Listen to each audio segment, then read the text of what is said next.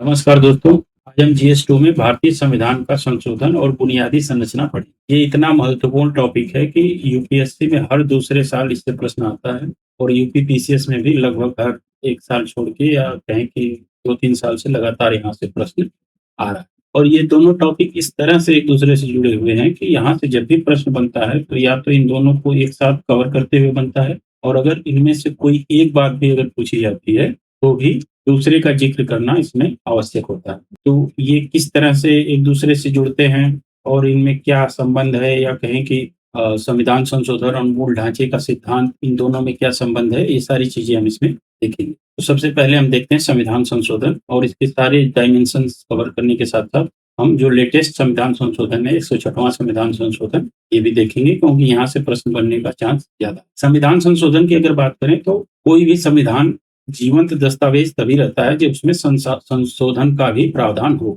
जैसे-जैसे सामाजिक आर्थिक आकांक्षाएँ बदलती हैं या कहें कि मूल्य बदलते हैं समाज के, उसी अनुरूप हमें संविधान में भी परिवर्तन करने की ज़रूरत होती है। इसलिए संविधान संशोधन आवश्यक हो जाता है। और जिन देशों की राज्य व्यवस्था एकात्मक ढांचे पर निर्भर होती है, जैसे कि ऐसे देश जहाँ पे केंद्र और राज्य में संबंध इस प्रकार का होता है कि अधिकतर जो शक्तियाँ होती हैं वो केंद्र के पास होती है। ऐसे देशों में एकात्मक राज्य व्यवस्था कही जाती है। उन देशों के संविधान में संशोधन करना प्रायः लचीला होता है, जैसे कि ब्रिटेन का संविधान है। तो यहाँ पे ब्रिटेन में चूँकि एकात्मक व्यवस्था है इसलिए यहाँ पे संविधान में संशोधन करना बहुत ही आसान प्रक्रिया है और यहाँ की संसद बहुत शक्तिशाली हो जाती है। ठीक है? वहीं जिन देशों की राज्य व्यवस्था संघात्मक ढांचे पे निर्भर करती है, यानी कि केंद्र और राज्य के बीच शक्तियों का बँटवारा होता है और ये शक्तियों का बँटवारा कहाँ होता है? तो संविधान में होता है। संविधान में ही लिख दिया जाता है कि कौन-सी शक्तियाँ केंद्र के पास है और कौन-सी शक्तियाँ राज्य के पास है। तो ऐसे देशों में संशोधन करना तुलनात्मक रूप से कठिन हो जाता है और इसका उदाहरण हमारा सबसे सटीक उदाहरण है अमेरिका। ठीक है? यहाँ के संविधान में संशोधन करना सबसे मुश्किल माना जाता है। अमेरिकी संविधान के जनक हैं थॉमस जेफरसन। इन्होंने कहा कि कानून और संस्थाएँ ऐसी होनी चाहिए कि जैसे-जैसे मानव मस्तिष्क प्रगति करे, उसी अनुरूप उनमें भी परिवर्तन हो जाए। यानी अस्थायी नहीं होनी चाहिए कोई भी कानून या संस्था, उसमें भी परिवर्तन समाज की प्रकृति के अनुसार होनी चाहिए। भारत के संविधान की बात करें तो हमारे जो संविधान निर्माता थे, उन्होंने हमारे संविधान को न तो अत्यधिक लचीला बनाया है और न ही अत्यधिक कठोर बनाया। ये दोनों में संतुलन स्थापित किया गया है इसमें हमारे संविधान। और अम्बेडकर जी का कोट भी है कि हमने संविधान को अंतिम या त्रुटिहीन नहीं माना है, बल्कि संशोधन के लिए भी व्यवस्था की है ताकि जैसे-जैसे ज़रूरत पड़े हमारे संविधान में संशोधन किया जा सके। अगला है इसमें संशोधन के प्रकार। इस संविधान में 3 प्रकार से संशोधन किया जा सकता है। हमारे संविधान में जिन उपबंधों का महत्व कम है या कहें कि कम महत्वपूर्ण है, उनमें संशोधन करना सरल है, जबकि ऐसे उपबंध जिनका महत्व ज़्यादा है या हमारे संविधान की मूल विशेषताएँ हैं, उनमें संशोधन करना काफ़ी कठिन माना जाता है। ठीक है? तो ये 3 प्रकार की प्रक्रिया है, तो हम देखते हैं कौन-कौन सी है। पहला है साधारण बहुमत से संशोधन। कुछ ऐसे प्रावधान हैं जिनका संवैधानिक महत्व कम है, इसलिए उनमें साधारण बहुमत से ही संशोधन किया जाता है। साधारण बहुमत का अर्थ है कि दोनों सदनों में जितने भी लोग उपस्थित होते हैं, जितने भी सदस्य, उनके मत देने वाले सदस्यों के आधे से अधिक की सहमति ही आवश्यक होती है। ठीक है? और ये जो संशोधन है साधारण बहुमत से, इसको 368 के तहत संशोधन नहीं माना जाता है। इसका उदाहरण है जैसे नए राज्यों का गठन, सीमाओं आदि में परिवर्तन, ये सारी चीज़। दूसरा जो इससे कठिन है वो है विशेष बहुमत। विशेष बहुमत से उन उपबंधों में संशोधन किया जाता है संविधान के, जो कि महत्वपूर्ण तो हैं लेकिन उनका संबंध संघीय ढांचे से नहीं है। यानी संघीय ढांचे वाले प्रावधानों को छोड़ के अन्य जो महत्वपूर्ण हमारे उपबंध है संविधान के, उसमें संशोधन विशेष बहुमत से किया जाता है और इसको अनुच्छेद 368 के तहत संशोधन माना जाता है। विशेष बहुमत का अर्थ ये है कि जितने लोग उपस्थित रहेंगे और मतदान करेंगे, उनका कम से कम 2/3 होना चाहिए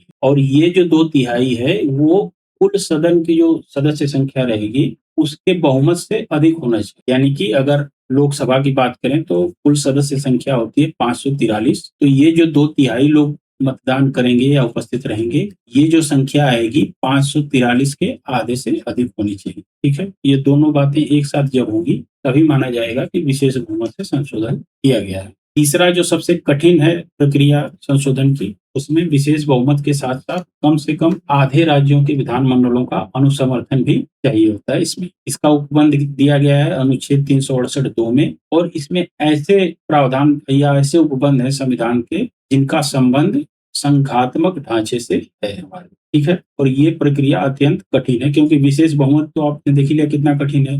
उसके बाद कम से कम आधे राज्य जो है उनके विधानमंडल इसका अनुसमर्थन करेंगे, तब वो संविधान संशोधन माना जाएगा। इसके उदाहरण है जैसे राष्ट्रपति के निर्वाचन से जुड़े उपबंध हो गए, संघ और राज्यों की कार्यपालिका शक्ति के विस्तार से जुड़े उपबंध, ये सारी चीजें इसमें। अगली जो बात इसमें हम देखेंगे कि संशोधन की प्रक्रिया के क्या चरण है, किस प्रकार संशोधन जो होता है उसकी प्रक्रिया गुजरती। तो सबसे पहले 368 की अगर हम बात करें तो इसमें संशोधन की औपचारिक प्रक्रिया बताई गई है, ठीक।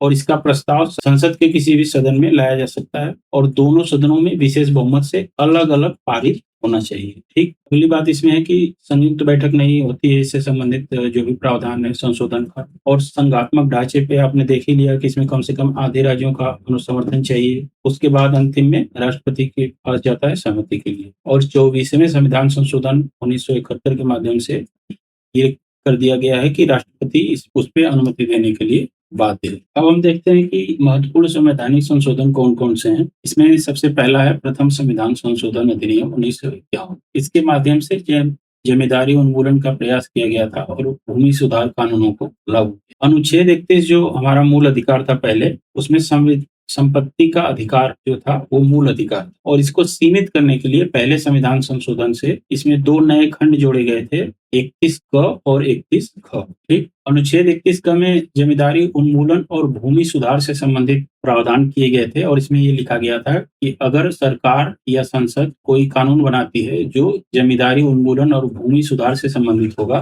तो इस आधार पे न्यायपालिका में या न्यायालय में चुनौती नहीं दी जाएगी कि अनुच्छेद 14, 19 या 31 का उल्लंघन करता है, ठीक। वहीं अनुच्छेद 31 ख में ये लिख दिया गया था कि संविधान में या अनुच्छेद 31 ख के माध्यम से संविधान में नवीं अनुसूची जोड़ी गई, ठीक है। इससे पहले 8 अनुसूचियां थी, 31 ख में नवीं अनुसूची जोड़ी गई जिसमें कि भूमि सुधार का प्रयास किया गया था और नवीं अनुसूची को न्यायिक समीक्षा से बाहर रखा गया। यानी संशोधन के माध्यम से ये लिख दिया गया था कि नवीं अनुसूची में अगर संसद कोई भी कानून बना के डाल देती है तो उसकी न्यायिक समीक्षा नहीं होगी, यानी न्यायालय ये नहीं देखेगा कि उसमें जो कानून है वो संवैधानिक है या असंवैधानिक है। यानी नवीं अनुसूची में अगर कुछ भी संसद डालेगी तो वो न्यायिक समीक्षा से बाहर रहेगा, ठीक है। इसके अलावा अनुच्छेद 15(4) में आरक्षण से संबंधित कुछ प्रावधान किए गए थे एससी, एसटी, एसटी के लिए। और अनुच्छेद 19(2) में जो है कुछ रीजनेबल रिस्ट्रिक्शंस ऐड किए गए थे, जैसे कि लोक व्यवस्था,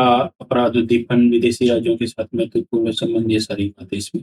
अगला जो हमारा महत्वपूर्ण संविधान संशोधन है वो है 24वां। इसमें जो संसद की संविधान संशोधन की शक्ति थी उसी में संशोधन किया गया। दरअसल इससे पहले एक मामला था गोलकनाथ वाद। इसमें न्यायपालिका ने कह दिया था कि संसद की जो संविधान संशोधन की शक्ति है वो भाग 3 के अधीन है, यानी कि भाग 3 में संशोधन नहीं किया जा सकता। भाग 3 में जो कि मूल अधिकारों से संबंधित है उसमें एक अनुच्छेद है 13(2) और इसमें लिखा है कि संसद कोई भी ऐसी विधि नहीं बनाएगा जो मूल अधिकारों को सीमित करती हो या समाप्त करती हो। तो गोलकनाथ वाद में न्यायपालिका ने कहा कि इसमें जो अनुच्छेद 13 है इसमें विधि के अंतर्गत अनुच्छेद 368 भी शामिल है, यानी कि संशोधन के माध्यम से भी मूल अधिकारों को सीमित नहीं किया जा सकता। इसी के प्रतिक्रिया स्वरूप 24वां संशोधन संसद में लाया गया था और इसमें क्या संशोधन किया गया था हम देखते हैं। इसमें सबसे पहला संशोधन किया गया था 13(2) में और इसमें लिख दिया गया था कि अनुच्छेद 368 के अंतर्गत पारित कोई भी विधि अनुच्छेद 13 में जो विधि है उसमें सम्मिलित नहीं मानी जाएगी,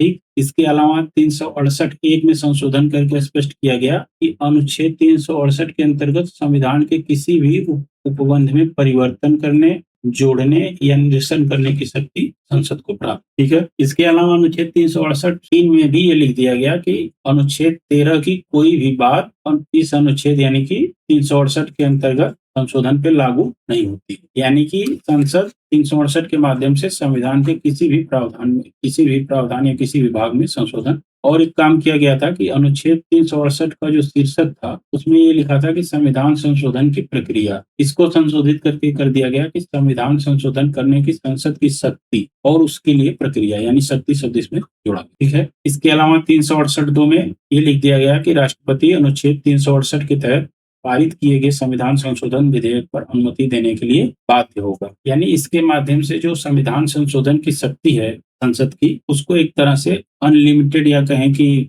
असीमित करने का प्रयास किया गया था 24वें संविधान संशोधन से। इसके साथ साथ संसद ने एक और संविधान संशोधन किया था 25वां। ये सरकार की समाजवादी नीतियों विशेषकर भूमि सुधार एवं संपत्ति के पुनर्वितरण से संबंधित था। ठीक है। इससे पहले भी एक वाद था आरसी कूपर बनाम भारत संघवाद, जिसको कि बैंक राष्ट्रीयकरण मामले के नाम से भी जाना जाता है। इसमें ये कहा गया था कि अनुच्छेद 31(2) में जो मुआवजा है, यानी कि अगर सरकार किसी व्यक्ति की संपत्ति को अर्जित करती है तो उसको मुआवजा देना पड़ेगा बाजार मूल्य के अनुसार, यानी उस समय जो उस संपत्ति का बाजार मूल्य रहेगा उतना उसको देना पड़ेगा, क्योंकि उस समय अनुच्छेद 31 के तहत संपत्ति का अधिकार मूल अधिकार था और अनुच्छेद 19(1)(6) में भी संपत्ति से संबंधित प्रावधान किए गए। ठीक है। इसी के प्रतिक्रिया स्वरूप 25वां संविधान संशोधन लाया गया था और इसमें कहा गया कि राज्य किसी व्यक्ति की संपत्ति का अधिग्रहण करता है तो पहले, मतलब इसमें जो अनुच्छेद 31(2) में था, इससे पहले संशोधन से पहले ये था कि मुआवजा देना आवश्यक, कंपनसेशन देना उसका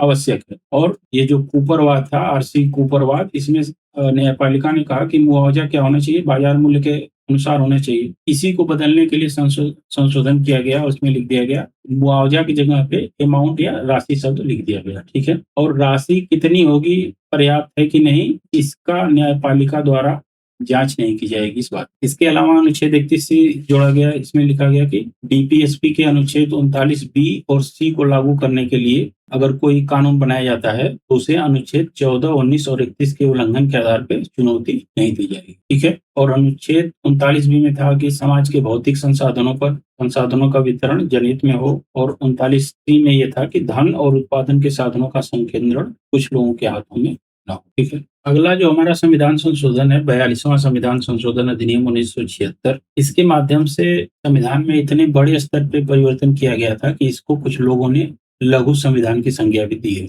और इसको सरदार सौर सिंह आयोग की सिफारिशों के आधार पे लाया गया था। इसमें क्या-क्या परिवर्तन किए गए थे हम देखते हैं। तो इसमें संविधान का कोई भी ऐसा भाग नहीं था, महत्वपूर्ण भाग, जिसमें कि संशोधन न किया गया। जैसे कि अगर प्रस्तावना को हम देखें तो इसमें समाजवादी, धर्मनिरपेक्ष और अखंडता शब्द जोड़े गए थे। इसके अलावा मौलिक कर्तव्य का एक नया भाग 4A ही जोड़ दिया गया था, जिसमें कि अनुच्छेद 51A के तहत 10 मौलिक कर्तव्य थे और इसके बाद 86वें 86 जो संविधान संशोधन था उसके माध्यम से 11वां मूल कर्तव्य जोड़ा गया है।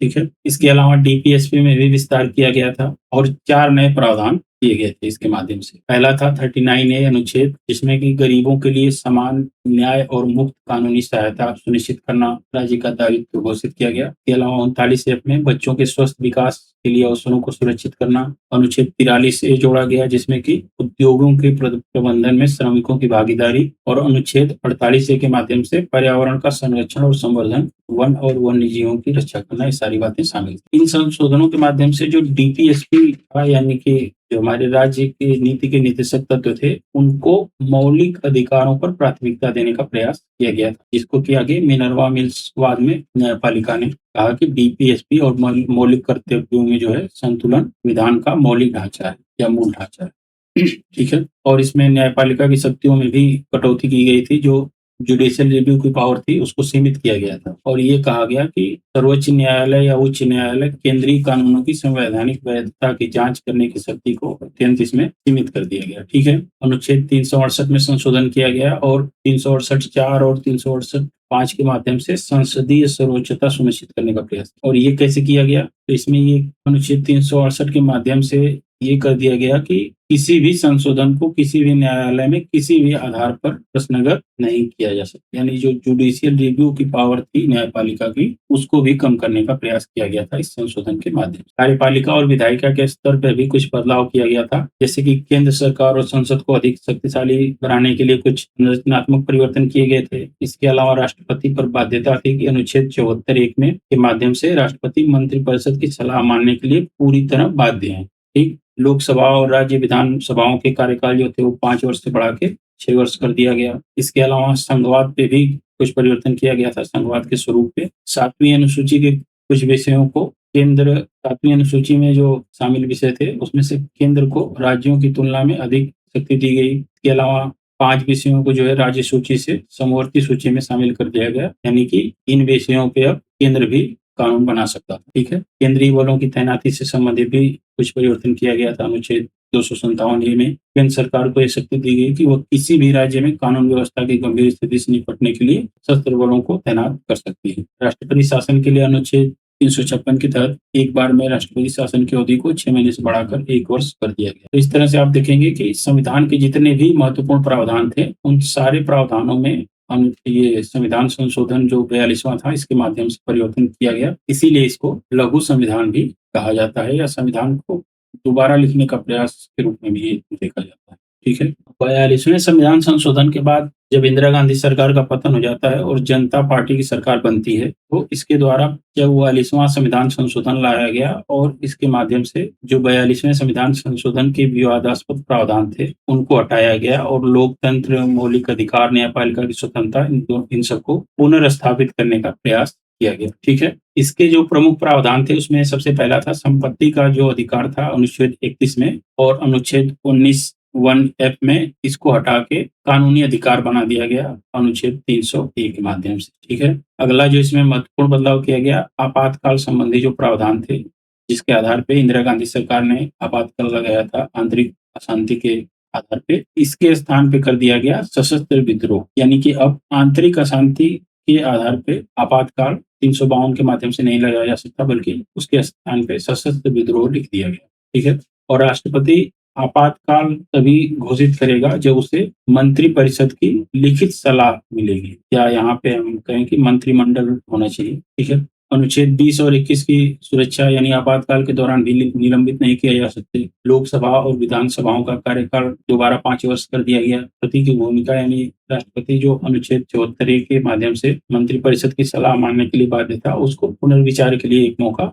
दिया गया। ठीक है। ये सारी बातें इसके माध्यम से की गई। अन्य महत्वपूर्ण संशोधन जो है, उसमें 52वां संशोधन दल बदल से संबंधित है। 73वां 74वां हम अलग से देखेंगे नगर पालिका और पंचायतों में। 101वां भी देखेंगे। इसके अलावा 102, 103, 104 ये इतने इंपॉर्टेंट नहीं है। और 106वां जो भी लेटेस्ट है, लोकसभा और राज्य विधानमंडलों के अलावा दिल्ली विधानसभा में महिलाओं के लिए 35% के अलावा जो 106वां संविधान संशोधन 2023 है, इसमें लोकसभा, राज्य विधानमंडलों और दिल्ली विधानसभा में महिलाओं के लिए 33% आरक्षण की व्यवस्था है। इसको हम डिटेल में देखेंगे। ठीक है। अब अगर हम 101वें संविधान संशोधन अधिनियम 2016 की बात करें, तो इसके माध्यम से जीएसटी लागू किया गया था। एक राष्ट्र, एक कर और एक बाजार की व्यवस्था की गई थी इसके माध्यम से। इसके जो प्रमुख प्रावधान थे, उसमें सबसे पहला 246(1) अनुच्छेद, इसमें संसद और राज्य विधानसभाओं को जीएसटी के संबंध में कानून बनाने की शक्ति दी गई है। इसके अलावा जो अंतरराज्यीय व्यापार होगा, उस पे कानून बनाने की शक्ति केवल संसद को है। ठीक है। अनुच्छेद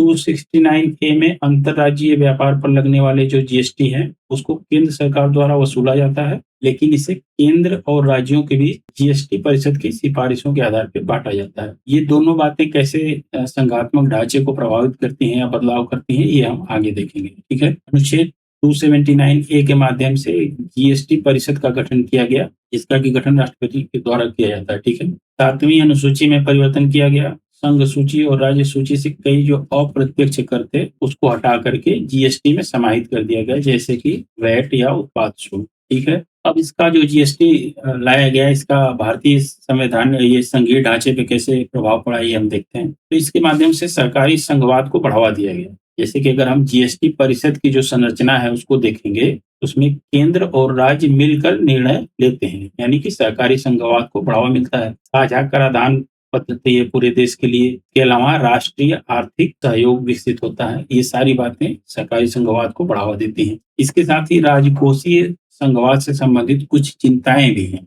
जैसे कि राज्यों की जो राजकोषीय स्वायत्तता थी, उसमें कमी आई, क्योंकि जीएसटी परिषद में जो वोटिंग का अधिकार है, उसमें केंद्र के पास 1/3, 100 में से 1/3 भाग केंद्र के पास है। राज्यों के पास कुल मिला के 2/3 है। इसके अलावा जीएसटी कंपनसेशन का मुद्दा था, जो कि केवल 5 वर्ष के लिए दिया गया। इसमें जिन राज्यों को घाटा हो रहा था, उन लोगों ने राजकोषीय संघवाद पे चिंताएं जताई थी। ठीक है। इससे संबंधित एक महत्वपूर्ण केस है मोहित मिनरल्स बनाम भारत संघ केस 2022। इसको आप जीएसटी का कोई भी प्रश्न आए संघीय राज्य से संबंधित, उसमें आप जरूर कोट करना। इसमें कहा गया कि जीएसटी परिषद की जो सिफारिशें हैं, वो बाध्यकारी नहीं है, बल्कि अनुशंसात्मक। ठीक है। और इसका महत्व ये है कि ये राज्यों की जो संवैधानिक स्वायत्तता है, उसको मान्यता देता है। यानी कि जीएसटी परिषद की जो सिफारिश है, बाध्यकारी अगर नहीं रहेगी, अनुशंसात्मक रहेगी, उसको राज्य मान भी सकता है और नहीं भी मान सकता है, यानी कि संवैधानिक स्वायत्तता उसकी बनी रहेगी। इसके अलावा सहकारी और प्रतिस्पर्धी संघवाद में समन्वय भी स्थापित करता है। जीएसटी का जो ये प्रावधान लाया गया था, इसका महत्व क्या है? पॉलिटी के दृष्टिकोण से अगर देखें तो ये शक्तियों का अभिसरण करता है। जैसे कि अगर 246 ए में देखें, अनुच्छेद 246 एक किससे संबंधित था? कि संसद और राज्य विधानसभाएं दोनों जो है जीएसटी के संबंध में कानून बना सकती हैं, यानी कि ये शक्तियों का अभिसरण करता है। ठीक है, ताजा संप्रभुता इसको हम कह सकते हैं, राज्य और केंद्र दोनों। और सहकारी संघवाद को संस्थागत बनाता है अनुच्छेद 279 ए के माध्यम से, जिसमें कि जीएसटी परिषद की स्थापना की गई है। राज्यों की जो राजनीतिक और वित्तीय सौदेबाजी की शक्ति है उसको भी बढ़ावा देता है, क्योंकि जीएसटी परिषद में राज्यों की कितने वोटिंग पावर है? 2/3 है। जीएसटी परिषद द्वारा दरों का निर्धारण किया जाता है, यानी शक्तियों के पृथक्करण का नया प्रतिमान है। क्योंकि अभी तक जो करों की दरों का निर्धारण था वो विधायिका के द्वारा किया जाता था, लेकिन अब जीएसटी परिषद भी कर की दरों का निर्धारण करती है, अप्रत्यक्ष करों का जीएसटी से संबंधित जो है। ठीक है, इससे संबंधित चुनौतियां क्या है? राज्यों की संप्रभुता का ह्रास का मुद्दा है कि राज्य वित्तीय रूप से काफी हद तक केंद्र पर निर्भर हो गए हैं। दूसरा है असममित मतदान संरचना। जीएसटी परिषद में केंद्र के पास 1/3 शक्तियां हैं वोटिंग की, और राज्यों के पास कुल मिला के 2/3 है। और 75% चाहिए क्या? किसी भी प्रस्ताव को पास होने के लिए 75% चाहिए, यानी केंद्र के पास वीटो की पावर है। उत्पादक बनाम उपभोक्ता राज्यों के बीच विवाद बढ़ाता है। पहले इससे जो वैट लागू होता था वो उत्पादक राज्य वसूल करते थे, लेकिन अब जीएसटी के बाद जहाँ पे कंजम्पशन होगा, यानी उपभोक्ता जहाँ पे होंगे वहाँ पे जीएसटी वसूल करेगा वो वाला राज्य। ठीक है, केंद्र और राज्य में अविश्वास उत्पन्न होता है, क्योंकि जो जीएसटी का मुआवजा है वो देने में केंद्र द्वारा देरी होती है। विवाद निवारण तंत्र की अनुपस्थिति, ये सारी चुनौतियां भी मौजूद है। आगे की राय जब भी आपको लिखना होगा इससे संबंधित प्रश्न में या निष्कर्ष लिखना हो, तो उसमें हम मोहित मिनरल्स केस 2022 का जिक्र जरूर करेंगे, के माध्यम से सहकारी संघवाद और सर्वसम्मति की स्वस्थ परंपरा की बात की गई है। ठीक है, अब हम देखते हैं जो सबसे लेटेस्ट संविधान संशोधन है 106वां, जिसको कि नारी शक्ति वंदन अधिनियम भी कहा जाता है। इसके माध्यम से महिला सशक्तिकरण का प्रयास किया गया है और महिलाओं की राजनीतिक भागीदारी बढ़ाने का प्रयास भी है। इसमें जो प्रमुख प्रावधान है उसमें है पहला अनुच्छेद 330 ए, जिसके माध्यम से लोकसभा में 1/3 सीटें महिलाओं के लिए आरक्षित की गई हैं। दूसरा है अनुच्छेद 332 ए, जिसके माध्यम से सभी राज्यों की जो विधानसभाएं हैं उसमें महिलाओं के लिए 33% सीटों का आरक्षण है। ठीक है, और अनुच्छेद 239 ए के माध्यम से राष्ट्रीय राजधानी क्षेत्र दिल्ली की विधानसभा में भी 33% आरक्षण महिलाओं के लिए है। इसके अलावा जो महत्वपूर्ण प्रावधान इससे संबंधित है वो है SC/ST का जो कोटा है लोकसभा में और विधानसभाओं में, उसके अंदर ही 1/3 आरक्षण महिलाओं के लिए किया गया है। अनुच्छेद 330 और 32 से संबंधित है। ठीक है, कार्यान्वयन की शर्तें और अवधि क्या है, तो इसका जिक्र किया गया है अनुच्छेद 334 ए में, और इसमें कहा गया है कि इस संशोधन के लागू होने के बाद जो पहली जनगणना होगी और उसके आधार पे जो परिसीमन होगा, यानी कि लोकसभा और विधानसभाओं के जो सीटें हैं या क्षेत्रों का जो परिसीमन होगा निर्धारित किया जाएगा, उसके बाद ये लागू होगा, यानी इसके लागू होने में काफी समय लगेगा। ठीक है, और इसमें एक सनसेट क्लॉज भी है कि ये आरक्षण केवल 15 वर्षों की अवधि तक है, लेकिन संसद चाहे तो इसको आगे भी बढ़ा सकती है। और सीटों का रोटेशन होगा, यानी कि एक बार जो सीट आरक्षित की जाएगी अगले परिसीमन के बाद फिर वो बदल जाएगी। इस तरह का इसमें प्रावधान है। इसका महत्व क्या है, तो सबसे जो महत्वपूर्ण बात यह है कि प्रतिनिधित्व में वृद्धि होगी। अगर हम अभी देखें, वर्तमान लोकसभा में केवल 74 महिला सांसद हैं, जो कि लगभग 13% है, और ये अधिनियम लागू होने के बाद 181 हो जाएगी इनकी संख्या, कम से कम मिनिमम 1/3। ठीक है, पितृसत्तात्मक ढांचे को चुनौती मिलेगी, राजनीतिक एक पुरुष प्रधान स्वरूप को समाप्त करने में सहायता मिलेगी। जेंडर सेंसिटिव कानून जो है महिलाओं के स्वास्थ्य, सुरक्षा, शिक्षा, लैंगिक असमानता, इन पे अधिक बल दिया जाएगा। ठीक है, नीति निर्माण में भी पैरिटी कॉन्स्टिट्यूशनलिज्म की बात होगी, यानी कि लैंगिक समानता आधारित संविधानवाद, ये सारी बातें इससे संबंधित है। चुनौतियां क्या है, तो सबसे बड़ी चुनौती ये है कि कार्यान्वयन में बहुत देरी है। अभी जनगणना जो चल रही है वो समाप्त होगी, उसके आधार पर परिसीमन होगा, तब लागू होगा, यानी 2029 से पहले के बाद जो चुनाव होगा लोकसभा का, अगर देखा जाए 2034 में, तब लागू होगा। ओबीसी और अल्पसंख्यक कोटे के अलग से कोटा नहीं है महिलाओं के लिए। राज्यसभा और विधान परिषदों में आरक्षण नहीं है। इसके अलावा प्राकृतिक प्रतिनिधित्व का खतरा है, जैसे कि सरपंच पति या प्रधान पति की अवधारणा है पंचायतों में, उसी तरह सांसद पति के रूप में प्राकृतिक प्रतिनिधित्व का भी खतरा है। अब ये जो 131वां संशोधन विधेयक था 2026, जो कि लोकसभा में पारित नहीं हो सका, इससे इस 106वें संशोधन का क्या संबंध है वो हम देखते हैं। तो ये 131वां विधेयक जो था ये दरअसल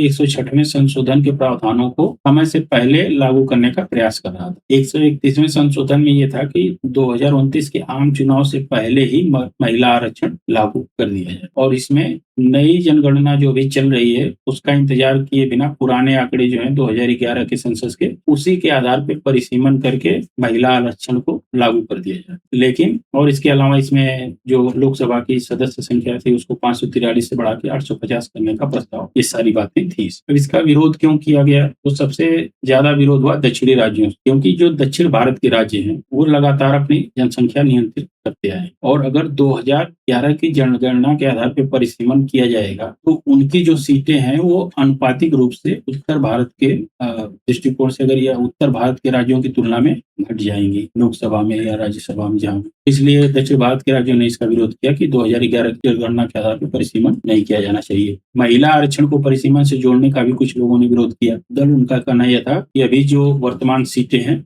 लोकसभा की उसी में आप 1/3 आरक्षण दे दीजिए। 2011 की जो जनगणना है उसके आंकड़े पुराने हैं, ये भी एक आधार था इसका विरोध करने का। और संघवाद पर भी प्रभाव पड़ता है क्योंकि राज्यों के बीच जो प्रतिनिधित्व का संतुलन है वो कहीं न कहीं बदल जाता है, यानी कि जिन राज्यों की जनसंख्या ज्यादा है उनके पास लोकसभा में सीटें बढ़ जाती है, तो इसलिए इसका विरोध किया गया। निष्कर्ष क्या है? निष्कर्ष के रूप में आप देख लेना कि दोनों के बीच संघवाद और सामाजिक न्याय के बीच एक संतुलन होना चाहिए जिससे कि लैंगिक समानता स्थापित हो सकती है। अब हम देखेंगे कि जो अनुच्छेद 368 में संविधान संशोधन की शक्ति दी गई है उसकी सीमाएं क्या क्या है और यहीं से हमारा जुड़ेगा मूल ढांचे का सिद्धांत इस टॉपिक से। ठीक है, तो संसद को जो संशोधन की शक्ति दी गई है वो असीमित नहीं है। उच्चतम न्यायालय ने कहा कि ये शक्ति असीमित नहीं है और इसको ऐतिहासिक वादों के माध्यम से इस शक्ति पर कई सीमाएं आरोपित की गई हैं न्यायालय द्वारा। ठीक है, अगर हम देखें संशोधन की जो शक्ति है तो उसमें दो तरह की सीमाएं लागू हैं। पहली है प्रक्रियात्मक और दूसरी है सार। तो जो प्रक्रियात्मक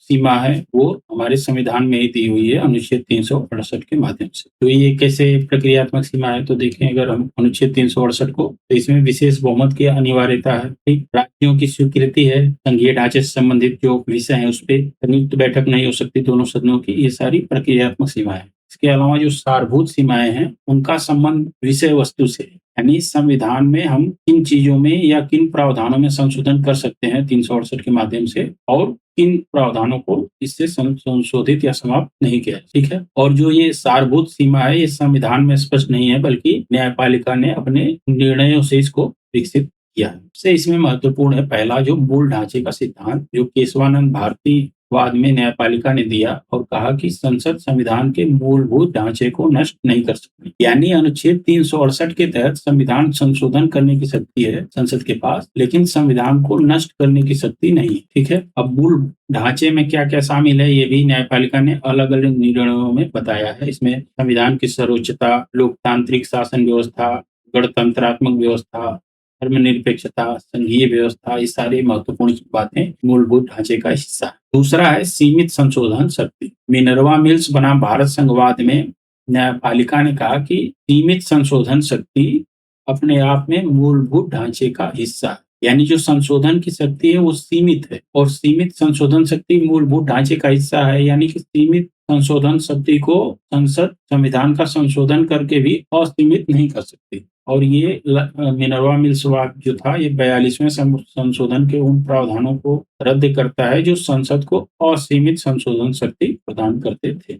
अगली जो इसकी सीमा है सारभूत सीमा वो है न्यायिक समीक्षा यानी जुडिशियल रिव्यू। इंदिरा गांधी वाद 1975 और एल चंद्र कुमार वाद 1997 के माध्यम से न्यायिक समीक्षा को संविधान की बुनियादी विशेषता बताया गया है, यानी कि न्यायिक समीक्षा भी बुनियादी यानी कि मूलभूत ढांचे का हिस्सा है, इसको भी संसद समाप्त नहीं कर सकती और संसद कोई भी ऐसा कानून या संशोधन नहीं कर सकती जो ये कहे कि न्यायालय में चुनौती नहीं दी जा सकती, जैसे कि अनुसूची 9 में किया गया था कि उसमें अगर कोई विषय शामिल है तो उसमें न्यायपालिका हस्तक्षेप नहीं करेगी। ठीक है, सीमाएं का अगर निष्कर्ष लिखना हो तो ये बहुसंख्यवाद को रोकता है, संवैधानिक लोकतंत्र को बढ़ावा देता है, संसद की संप्रभुता को की बजाय संविधान की सर्वोच्चता को महत्व देता है। ये सारी बातें इसमें शामिल। संविधान संशोधन प्रक्रिया की आलोचना क्या है? तो इसमें राज्यों की बहुत ही सीमित भूमिका है। केवल जो विवाद से संबंधित या संघीय ढांचे से संबंधित प्रावधान है उसी में राज्यों की भूमिका होती है, इसलिए भारतीय संघवाद को ये कमज़ोर करता है,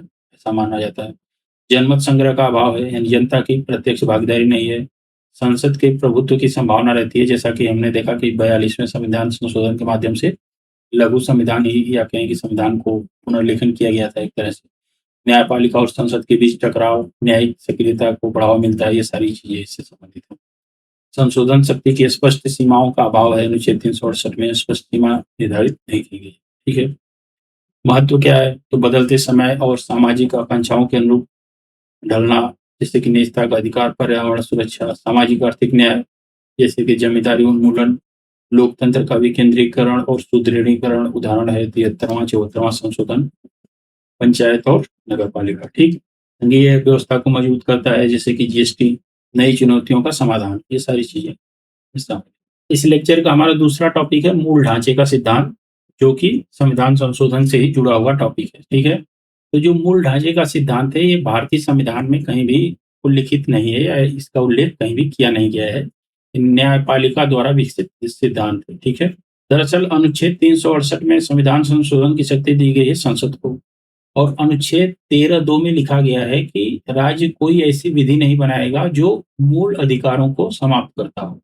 और इन्हीं दोनों के टकराव से उत्पन्न हुआ मूल ढांचा सिद्धांत, जो कि केशवानंद भारतीवाद में न्यायपालिका ने दिया। ठीक है, ऐतिहासिक इसका विकास कैसे हुआ उस पर हम थोड़ा सा एक नजर मार लेते हैं। तो सबसे पहला इसमें है शंकरी प्रसाद बनाम भारत संघवाद 1951। इसमें जो पहला संविधान संशोधन था उसको चुनौती दी गई थी। इसमें न्यायपालिका ने क्या कहा कि अनुच्छेद 368 के तहत संसद संविधान संशोधन की जो शक्ति है संसद की, वो मौलिक अधिकारों को भी बदलने की शक्ति रखती है, यानी कि संशोधन की शक्ति से मौलिक अधिकारों को भी समाप्त किया जा सकता है या कम किया जा सकता है। ठीक है, अगला जो वाद है इससे संबंधित सज्जन सिंह बनाम राजस्थानवाद 1965। इसमें भी न्यायपालिका ने अपने पुराने स्टैंड को दोहराया, लेकिन कुछ जज ऐसे थे जिन्होंने मौलिक अधिकारों की सुरक्षा को लेकर चिंता जताई थी। इसके बाद जो सबसे महत्वपूर्ण वाद है गोलकनाथ बनाम पंजाब राज्यवाद 1967। इसमें सर्वोच्च न्यायालय अपने पुराने निर्णयों को पलट देता है, और इसमें कहा गया कि मौलिक अधिकार पवित्र हैं और अनुच्छेद 368 के द्वारा भी इन्हें समाप्त नहीं किया जा सकता। ठीक, और संविधान संशोधन की जो शक्ति 368 में दी गई है, वह भी अनुच्छेद 13(2) के अंतर्गत विधि शब्द में शामिल है, यानी कि जो मूल अधिकार हैं उसमें संशोधन या उनको समाप्त अनुच्छेद 368 के माध्यम से भी नहीं किया जा सकता। और यहीं से टकराव प्रारंभ होता है संसद और न्यायपालिका। ठीक है, इसके जवाब में फिर संसद ने 24वां और 25वां संशोधन पारित किया और असीमित शक्तियां दे दी संशोधन की।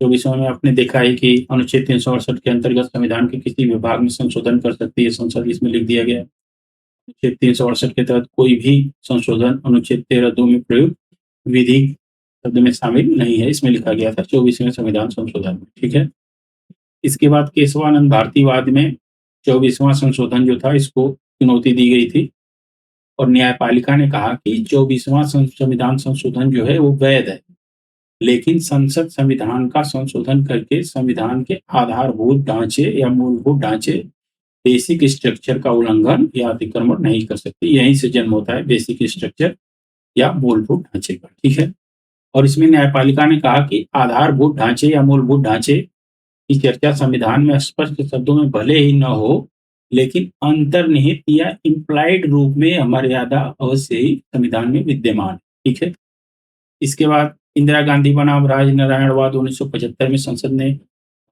39वां संशोधन, ये इसमें जो है 39वें संशोधन को चुनौती दी गई थी, जिसमें कि प्रधानमंत्री के चुनाव को न्यायिक जांच से बाहर कर दिया गया था। इसमें सुप्रीम कोर्ट ने कहा कि ये आधारभूत ढांचे का उल्लंघन करता है, और इसमें ये कहा गया कि आधारभूत ढांचे में न्यायिक समीक्षा और स्वतंत्र एवं निष्पक्ष चुनाव भी शामिल है, और इस बात का 39वां संशोधन जो है उल्लंघन करता है, इसलिए रद्द कर दिया गया। ठीक है, इसके बाद मिनर्वा मिल्स बनाम भारत संघवाद 1980 में 42वें संशोधन को चुनौती दी गई थी, और इसमें कोर्ट ने कहा था कि संसद की जो सीमित संशोधन शक्ति है वो भी आधारभूत ढांचे का हिस्सा है, यानी संसद संशोधन करके भी सीमित को असीमित नहीं कर सकती। ठीक है, साथ ही डीपीएसपी और मूल अधिकारों के बीच संतुलन को भी मूल ढांचे का हिस्सा माना गया है। यानी डीपीएसपी और मूल अधिकार में से कोई भी कहें कि एक दूसरे से अधिक महत्व नहीं, बल्कि इन दोनों में संतुलन होना चाहिए।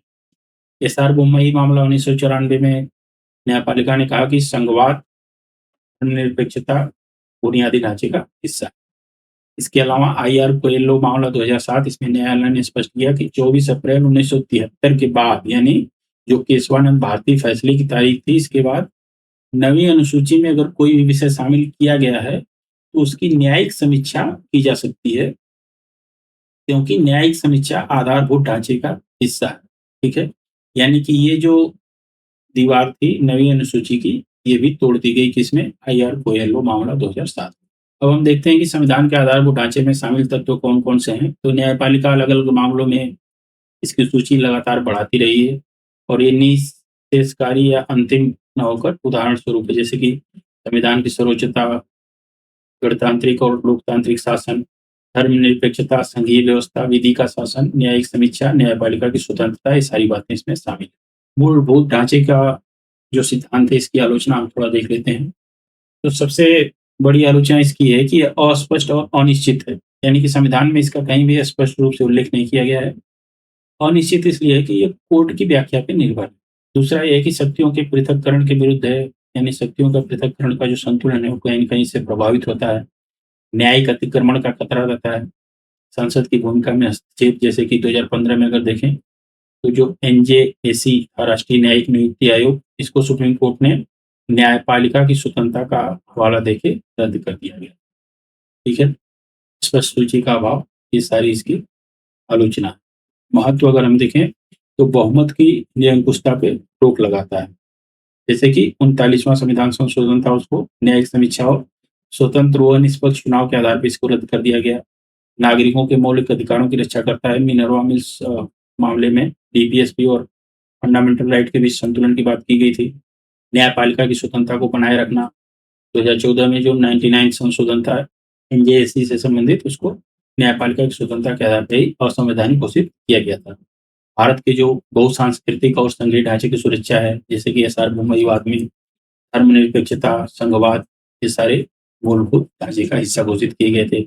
संविधान को जीवंत बनाता है, ये सारी चीजें। ठीक है, निष्कर्ष में आप देख लेंगे कि संसदीय संप्रभुता और न्यायिक सर्वोच्चता के बीच संतुलन प्रदान करने में मूल ढांचे का बहुत महत्वपूर्ण भूमिका रही है।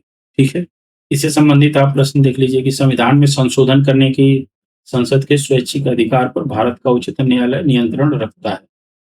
ये देखिए, संशोधन करने की जो संसद की शक्ति है, उच्चतम न्यायालय कैसे नियंत्रण रखता है? तो वही मूलभूत ढांचे से ही नियंत्रण रखेगा। इसके अलावा आप देखेंगे कि 2014 में भी प्रश्न पूछा है इससे संबंधित, 2016 में, 2019 में, फिर 23 में, 25 में, यानी हर दूसरे साल प्रश्न आया है। यूपीपीसीएस में भी इससे संबंधित कई बार प्रश्न पूछे गए।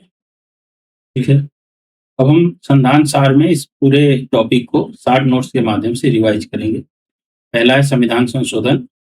इसके परिचय में हमने देखा कि संविधान संशोधन के माध्यम से संविधान हमारा जीवंत दस्तावेज रहता है। इसके अलावा थॉमस जेफरसन का कोट था कि समाज के साथ साथ संस्थाओं में भी परिवर्तन आना चाहिए, जैसे जैसे प्रगति होती है समाज की, मानव मस्तिष्क की।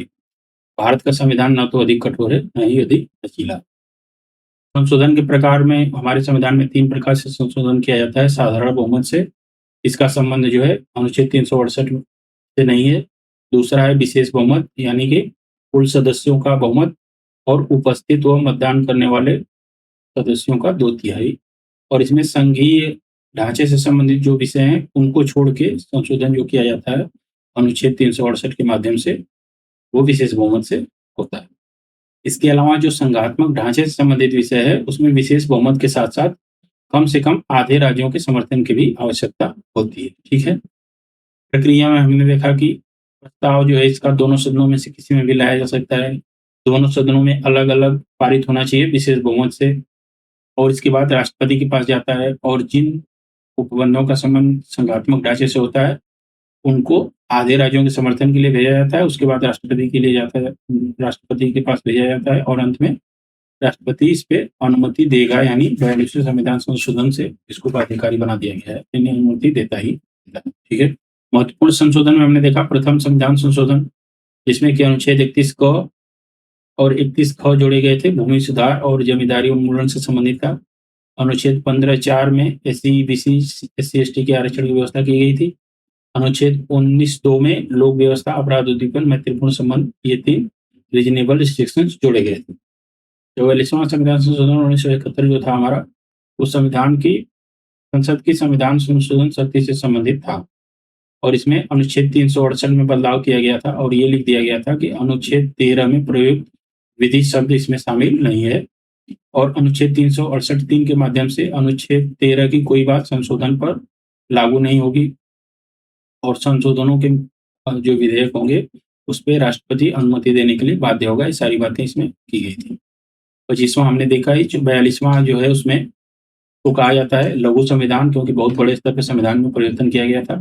प्रस्तावना में समाजवादी, पंथनिरपेक्ष, अखंडता शब्द जोड़े गए। मौलिक कर्तव्यों का एक नया पाठ ही जोड़ा गया, भाग 4 का, अनुच्छेद 51(a). डीपीएसपी में अनुच्छेद 39(a), 39(f), 43(a), 48(a) जोड़े गए थे। न्यायपालिका की शक्तियों को में कटौती की गई थी, न्यायिक समीक्षा की शक्ति को सीमित किया गया। ठीक है? इसके बाद जनता पार्टी की सरकार द्वारा 42वें संशोधन जो था, उसके प्रभाव को कम करने के लिए 44वां संविधान संशोधन 1978 लाया गया। इसमें अनुच्छेद 19(1)(f) और अनुच्छेद 31 को समाप्त करके जो संपत्ति का अधिकार था, उसको मौलिक अधिकारों से निकाल के कानूनी अधिकार बना दिया गया अनुच्छेद 300(a) के माध्यम से। ठीक है?